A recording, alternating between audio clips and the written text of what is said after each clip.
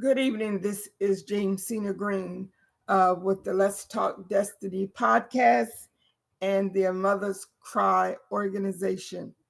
I'm coming to you today again with another conversation with my number one prince with the topic that is eating up the internet today. Um, my young son said it's kind of like Kendrick Lamar has everybody in a chokehold today with his Super Bowl performance last night.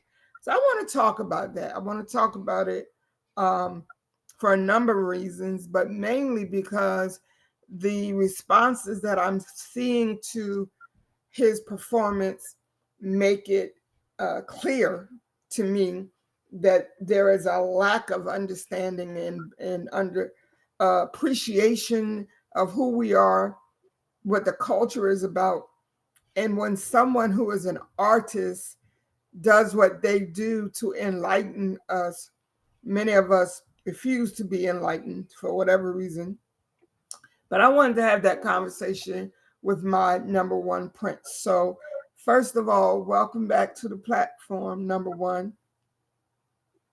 It's always my pleasure. All right. So, as we know, we watched the Super Bowl uh, last night, and the halftime performance was the artist was Kendrick Lamar, who is regarded as one of the most influential hip hop artists of his generation. He was the first artist to be awarded a Pulitzer Prize for his music in that particular genre. So his storytelling and shaking things up is not new for Kendrick Lamar. But I must say, on America's largest stage last night, he really shook some things up. So you saw the performance, and you have a better insight into a lot of what was going on because of your age, I think. Because from my point of view, I understand from an umbrella viewpoint what he was saying, what he was doing, what he was trying to offer to our people, and more importantly, what he was saying to the oppressors and to the system. But I want you Right. to explain to us a little more about what was going on last night and what it is that we should be seeing and receiving from that performance. It'll be my pleasure. So first off, thanks for having, and I wish peace, blessings, and enlightenment upon everyone that is listening. So the issue is, again, as you spoke about Kendrick's accolades, this is who he is as an artist, right? And some people may not pay much attention to him, but this is what he does. This is who he is.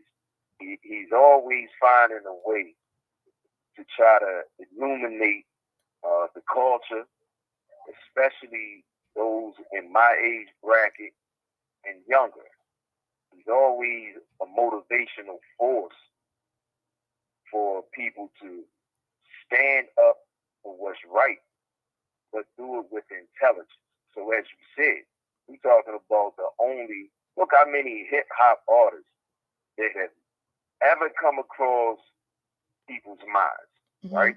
Right. All multi platinum selling artists and all of this other stuff that really, when it comes to substance, that really holds no weight. But we're talking about the first and only person in the genre to receive a Pulitzer Prize, right? Mm-hmm. And that in and of itself goes to show. Then we look at who gives those prizes. And the fact of the matter is, it's the very same quote unquote white mainstream corporate America that gave him that award. Right. Now, the problem with us as a people is too often, many of us pray to God for redeemers, for saviors, for someone to come and show us the way. And then when we receive these people, the first thing we do is turn on them, we stone them, we spit on them. And for all of those who understand the biblical text, we see that this is the very same thing that happened to Yeshua or Jesus, right? Now, us as a people in North America, we got to trace back to the origins of the mindset of detachment as far as the elders and the youth. Mm-hmm. So when we look at institutional slavery, right? We always got to look at that because most things in modern times, as far as negative impact, we always got to start there, especially in the political context of oppression from anyone else, especially the Albion or the English. So you can go around the world, you can go to the islands, and when you see us on these islands, whether it be the place they call Jamaica, Puerto Rico, you can go to Brazil, you can go to Colombia, South America, you can go to the middle. Whenever you go to these places, and you always see people, again, that look just like us, the indigenous people, you will see a closer bond between the elders and the youth. And one of these reasons for that is during the institutional slavery, when the slaves were being broken, the slaves were first being enslaved, and spirituality was removed, and the knowledge of self was being removed.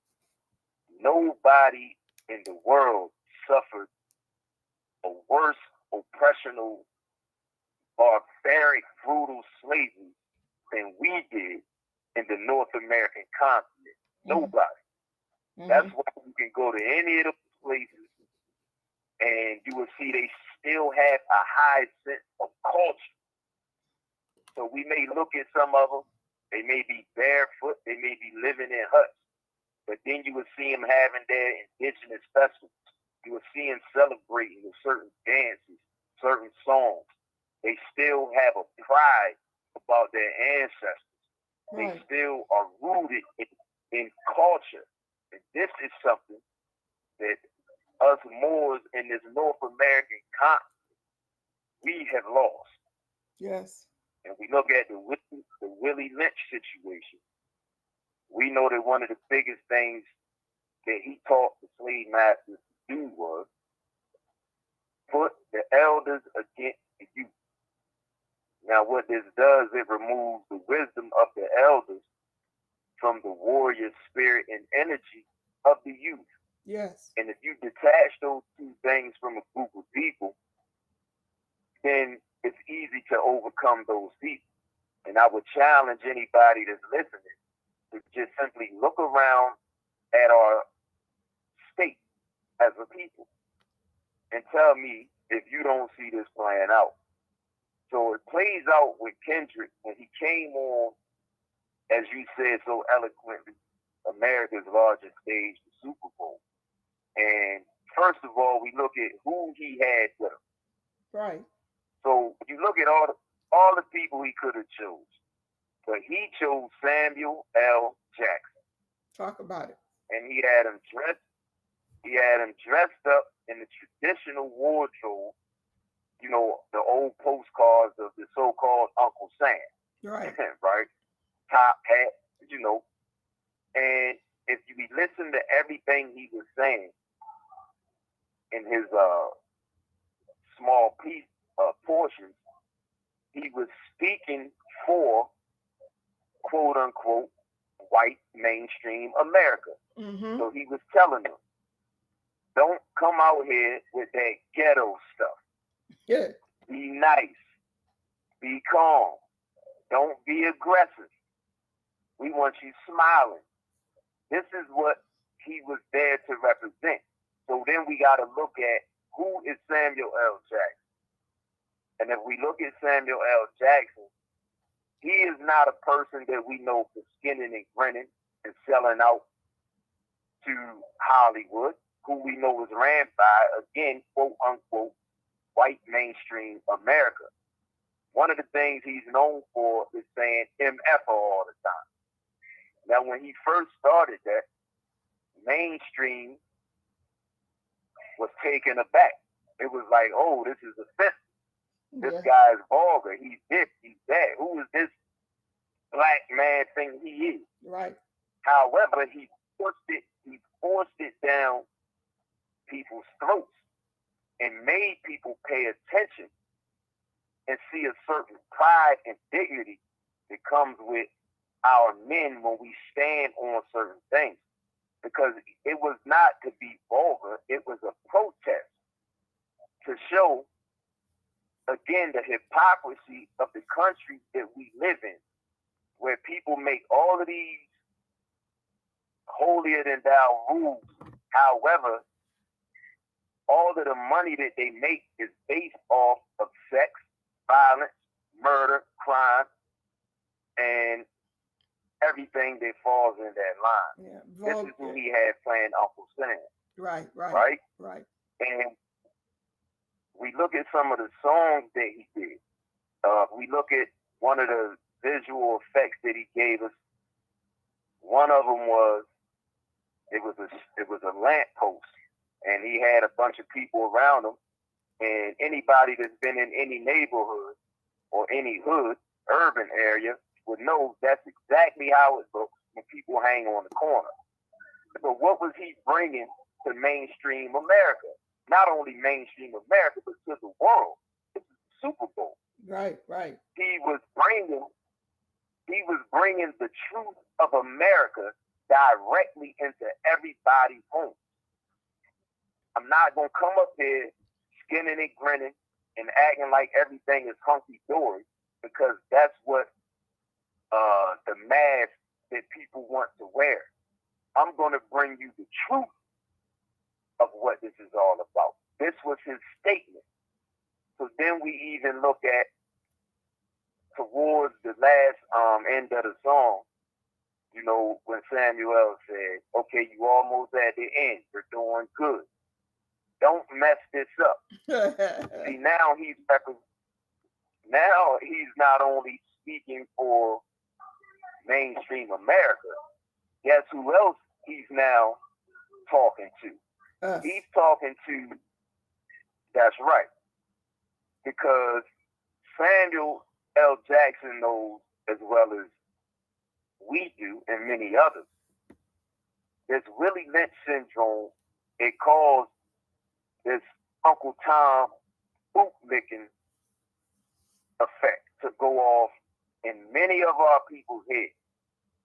And again, this is not something that's being pointed out to be negative or to offend, but it's to speak truth to power. Because if we don't deal with this from a psychological aspect, we're going to keep having division between the wisdom of our elders and that warrior fire spirit of our youth. And enough is enough. So when he says, you're doing good, don't mess this up. This is what a bunch of them same house niggas, as Malcolm X said so eloquently back in the day, this is the same thing a lot of them was sitting in. A lot of them was sitting in their homes saying that at that very moment.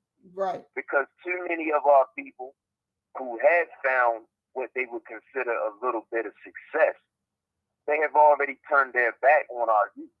They have turned their back on our people because they feel like if they remain connected to their roots and their ancestral culture, mainstream, quote unquote, white America will not let them in. Right. And this is a house nigga.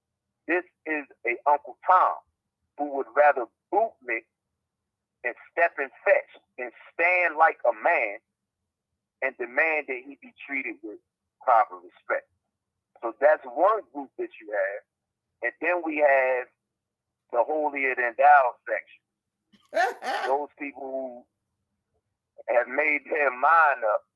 Oh, well, I'm going to show the master that I'm a good God-fearing boy, or I'm a good God fearing girl, and we not gonna deal with those who. Forget the fact these are your sons and your daughters that are finding a way to express themselves under the weight of oppression. Say that.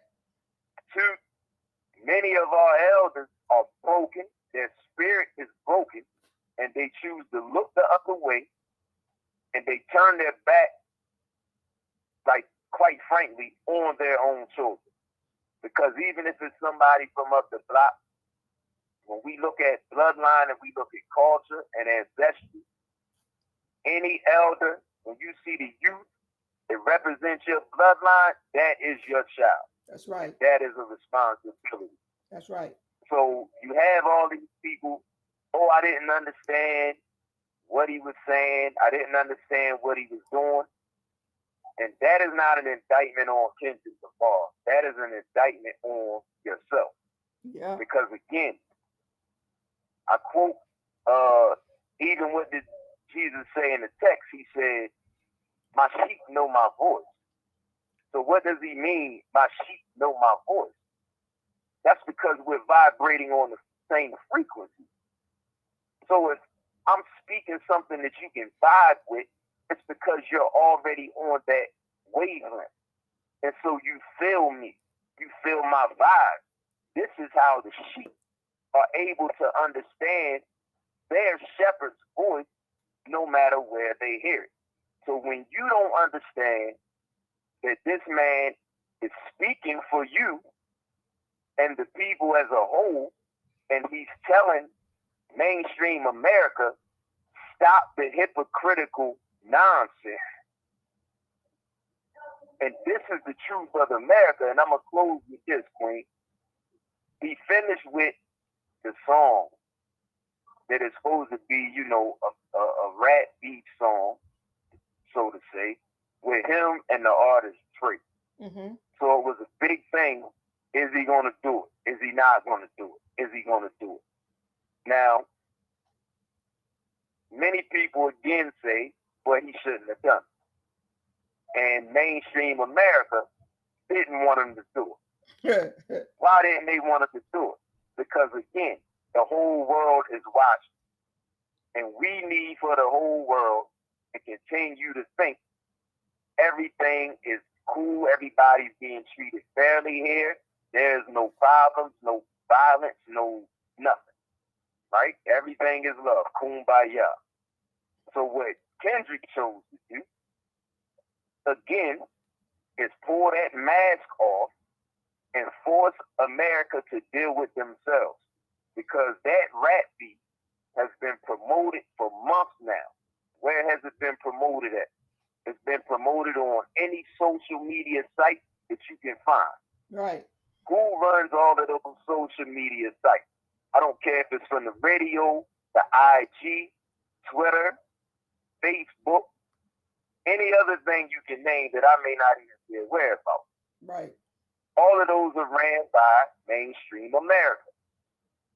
So he chose to bring it to every household in the world and show the truth of the matter. If you want to benefit from this beat, then we're going to keep everything on the table. We're going to show everything just for what it is. And then he closed the segment by saying, turn this TV off. So what artistic thing was he saying to us then? Could it be that he was even saying at the close of it, turn this TV off, that the knowledge he just brought forth in such creative, artistic form was really the only thing worth watching? And I know a lot of people love football. I don't mind looking at the sport myself. But the fact of the matter is,